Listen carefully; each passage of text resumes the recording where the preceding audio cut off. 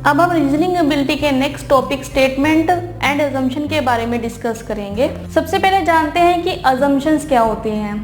Assumption जब भी हम बिना किसी प्रूफ के कुछ कह देते हैं या कुछ एज्यूम कर लेते हैं तो हम उसे अजम्पशन कहते हैं। इसमें भी एक स्टेटमेंट दी होगी हमें और उससे रिलेटेड दो या दो से ज़्यादा अजम्पशन हमें दी होगी और हमें इसमें ये बताना होगा कि जो अजम्पशन हमें दी हुई है वो ट्रू है या नहीं है। ठीक है, अब हम ये कैसे डिसाइड करेंगे कि जो दी हुई अजम्पशंस है वो ट्रू है या नहीं है। तो इसके लिए भी हम हमारे लॉजिक्स, कॉमन सेंस या जनरल अवेयरेंस का यूज़ करेंगे अजम्पशन को जानने के लिए कि वो ट्रू है या नहीं है। इसको करने का कोई रूल या टेक्निक नहीं है, फिर भी इसको करने के जो ट्रिक्स हैं हम उन्हें जान लेते हैं। वो जान लेते हैं जिससे कि जो अजम्पशन है वो क्विकली सॉल्व हो सके। फर्स्ट टिप है यहाँ पर कि अगर हमें वर्ड दिया हुआ है like, only, none, future, every, each, all etcetera, अगर ये वर्ड यूज हो रहे हैं तो जो अजम्पशन होगी वो एक्सप्लिसिट होगी। ठीक है, एक इम्पॉर्टेंट पॉइंट यहाँ पर वर्ड यूज हो रहा है इम्प्लिसिट और एक्सप्लिसिट। इसका क्या मतलब होता है? इम्प्लिसिट यानी कि जो हमें अजम्पशन दी हुई है वो ट्रू है, ठीक है, और एक्सप्लिसिट यानी कि जो हमें अजम्पशन दी हुई है वो फॉल्स। तो ये कुछ वर्ड्स हैं आपको ध्यान में रखने ताकि जो अजम्पशन से रिलेटेड क्वेश्चन है आप उन्हें इजीली सॉल्व कर सके। आइए इससे रिलेटेड एग्जांपल्स देखते हैं। डायरेक्शन दी हुई है यहाँ पर हमें, in each of the following question a statement is followed by two assumption, these assumption may और may not be explicit in the statement, select your response in accordance with the following code. तो statement दी हुई है हमें जो कि दो assumption के द्वारा फॉलोड है, तो हमें अपना रिस्पॉन्स बताना है जो नीचे यहाँ कोड दिए हुए हैं। कोड यानी कि जो ऑप्शंस हमें दिए हुए हैं। फर्स्ट है यहाँ पे ए है, यहाँ पे only assumption first is implicit. अगर तो फर्स्ट अजम्पशन इम्प्लिसिट है तो हमारा आंसर होगा option A. Option B only assumption second is implicit. अगर सेकंड अजम्पशन इम्प्लिसिट है, फर्स्ट वाली एक्सप्लिसिट है, तो हमारा आंसर होगा option B, only assumption second is implicit. C option है both assumption first and second are implicit. अगर दोनों ही ट्रू है तो हमारा आंसर होगा सी। डी ऑप्शन है neither of the assumption first and second are implicit. अगर दोनों ही अजम्पशन फॉल्स हैं तो हमारा आंसर होगा ऑप्शन डी। ठीक है, इससे रिलेटेड कुछ क्वेश्चंस हैं यहाँ पे, उन्हें देखते हैं। फर्स्ट है यहाँ पे हमें स्टेटमेंट दी हुई है, if Ravi has finished reading the instruction let him begin activities accordingly. तो रवि ने इंस्ट्रक्शंस रीड की है, ओके, और उसके अकॉर्डिंग वो एक्टिविटीज शुरू करेगा। तो ये हमारे पास स्टेटमेंट है। इससे रिलेटेड अजम्पशंस है यहाँ पर। फर्स्ट अजम्पशन है Ravi has understood the instruction और सेकेंड है Ravi would be able to act accordingly.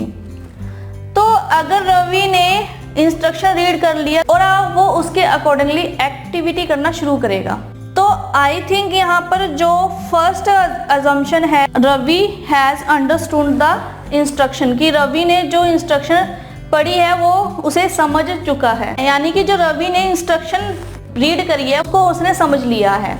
अब सेकेंड अजम्पशन है Ravi would be able to act accordingly, कि जो रवि है अपने अकॉर्डिंगली जो काम है उसको कर सकेंगे।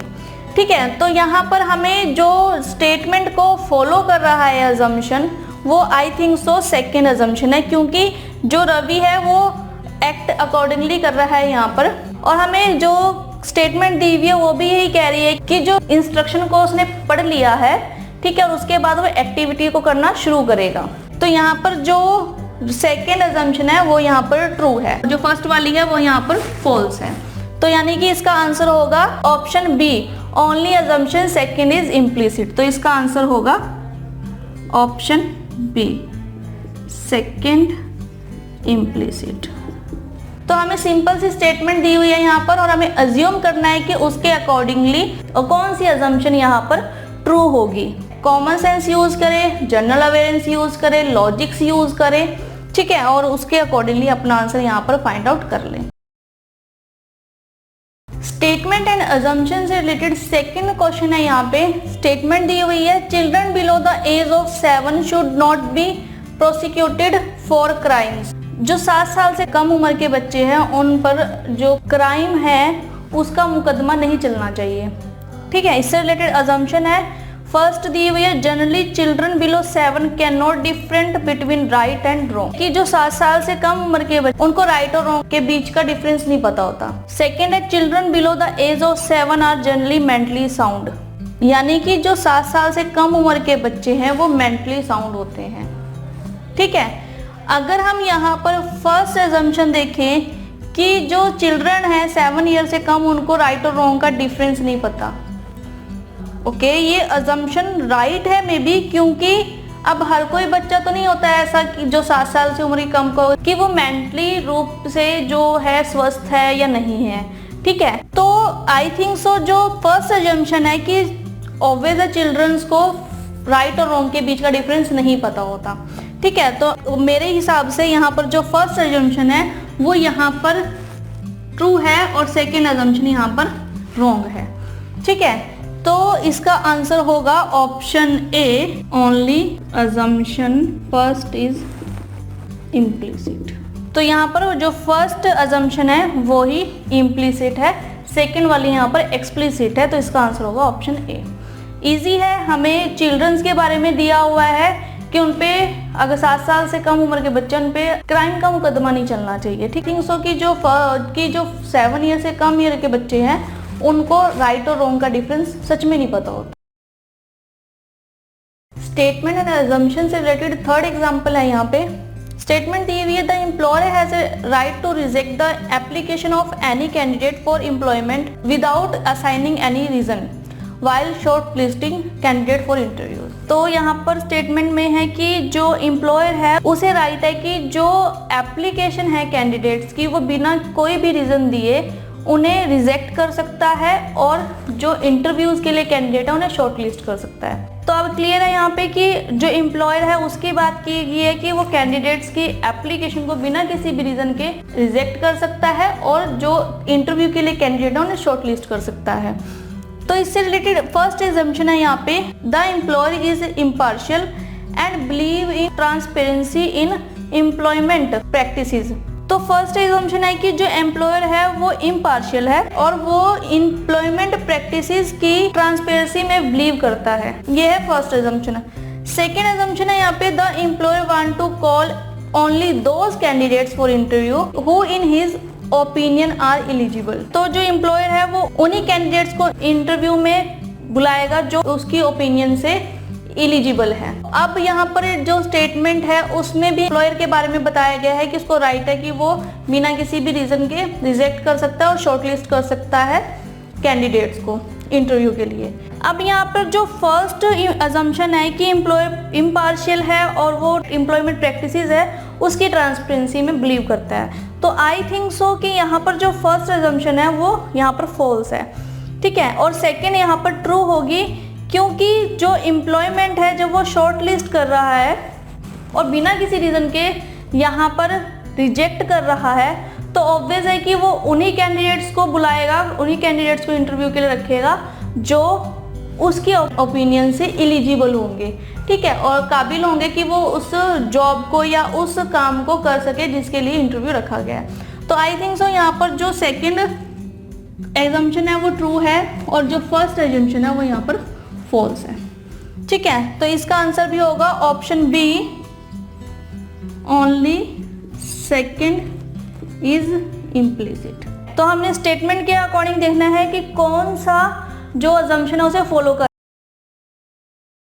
Statement and assumption related fourth example है यहाँ पे। स्टेटमेंट दी हुई है, the government has decide to reduce custom duty on computers. तो गवर्नमेंट ने यहाँ पे डिसाइड किया है कि जो कंप्यूटर पर कस्टम ड्यूटी है उसे कम किया जाएगा। अजम्पशन दी हुई है यहाँ पे, फर्स्ट है the government want to make computer accessible to larger number of people, कि जो कंप्यूटर है कि वो बड़ी संख्या में जो लोग हैं उनको प्रोवाइड करवाए जाएंगे। सेकेंड है प्राइस इन डोमेस्टिक मार्केट में go up in near future, कि जो डोमेस्टिक मार्केट का प्राइस है वो फ्यूचर में बढ़ सकता है। अब यहाँ पर फ्यूचर वर्ड यूज किया गया है, यानी कि जो ये अजम्पशन है वो तो फॉल्स। फर्स्ट वाली थी यहाँ पर कि जो गवर्नमेंट है वो लार्ज नंबर ऑफ पीपल को कंप्यूटर्स प्रोवाइड करवाना चाहती है। तो आई थिंक सो जो फर्स्ट अजम्पशन है वो यहाँ पर ट्रू है, क्योंकि अगर कस्टम ड्यूटी रिड्यूस होती है कंप्यूटर्स पर तो बहुत से लोग उसे परचेज कर पाएंगे। तो इस फर्स्ट यहाँ पर अजम्पशन है वो ट्रू है, तो इसका आंसर होगा option A, only first is implicit. तो इजीली यहाँ पर स्टेटमेंट दी हुई है और हमें यह फाइंड आउट करना है कि कौन सी अजम्पशन उस स्टेटमेंट को फॉलो कर रही है। Statement and assumptions related fifth example है यहाँ पे। स्टेटमेंट दी हुई है, the large number of people living below poverty line in the urban area has increased since last year. कि जो अर्बन एरिया में बिलो पॉवर्टी लाइन से नीचे जो पीपल की संख्या है वो पिछले साल से इंक्रीज हुई है। तो अब हमें यहाँ पे क्लियर है कि जो अर्बन एरिया में पॉवर्टी लाइन से नीचे रहने वाले जो लोग हैं उनकी जो संख्या वो इंक्रीज हुई है पिछले साल से। इससे रिलेटेड फर्स्ट एजम्पशन है यहाँ पे, people living the rural area are not below poverty line. कि जो रूरल एरिया में लोग रहते हैं वो पॉवर्टी लाइन से नीचे नहीं है, ठीक है। और सेकेंड है, similar survey was conducted last year. तो अगर हम फर्स्ट एजम्पशन देखें, फर्स्ट एजम्पशन में ये कहा गया है कि जो रूरल एरिया में लोग रहते हैं वो पॉवर्टी लाइन से नीचे नहीं है। तो यहाँ पर जो बात की गई है वो अर्बन एरिया के लोगों की बात की गई है और उनकी जो पॉवर्टी लाइन से नीचे की संख्या बताई गई है वो लास्ट ईयर के कंपैरिजन से बताई गई है, ठीक है। ना कि यहाँ पर उनका कंपैरिजन किया गया रूरल एरिया के लोगों से। तो यहाँ पर आई थिंक सो जो फर्स्ट एजम्पशन है वो यहाँ पर रॉन्ग है, ठीक है, क्योंकि हम यहाँ पर रूरल एरिया की बात कर नहीं रहे, हम यहाँ पर अर्बन एरिया की बात कर रहे हैं। और सेकेंड कंक्लूजन है, similar survey was conducted last year. Okay, जब लास्ट ईयर में सर्वे हुआ होगा तभी हम लोग कंपेयर कर सकते हैं कि जो इस साल का जो आंकड़ा है बिलो पॉवर्टी लाइन वाले लोगों का वो पिछले साल से ज़्यादा है, तभी हम ये कंपेयर कर सकते हैं अगर लास्ट ईयर भी सर्वे हुआ होगा, ठीक है। तो यहाँ पर जो सेकेंड अजम्पशन है वो इसे फॉलो कर रहा है स्टेटमेंट को। तो इसका आंसर होगा option B, only second implicit. तो देखा आपने, बड़ी ही इजी स्टेटमेंट्स थी हमारे पास, सिर्फ उनको समझना जरूरी है कि उनमें कहा क्या गया है, और अजम्पशंस में भी समझना जरूरी है कि वो दी हुई स्टेटमेंट को फॉलो कर रहे हैं या नहीं कर रहे, ठीक है। एज्यूम भी कर सकते हो आप लोग, लेकिन एजम्पशन ऐसी हो कि रेलिवेंट हो स्टेटमेंट से, ठीक है, स्टेटमेंट से इररेलेवेंट ना हो, ठीक है। तो इस तरह से आप इन क्वेश्चन को सॉल्व कर सकते हैं अपनी लॉजिक्स को यूज करके, कॉमन सेंस को यूज करके और जनरल अवेयरनेस को यूज करके। तो ये था टॉपिक हमारे पास, स्टेटमेंट एंड अजम्पशन। मिलते हैं अगले सेशन में। Thank you.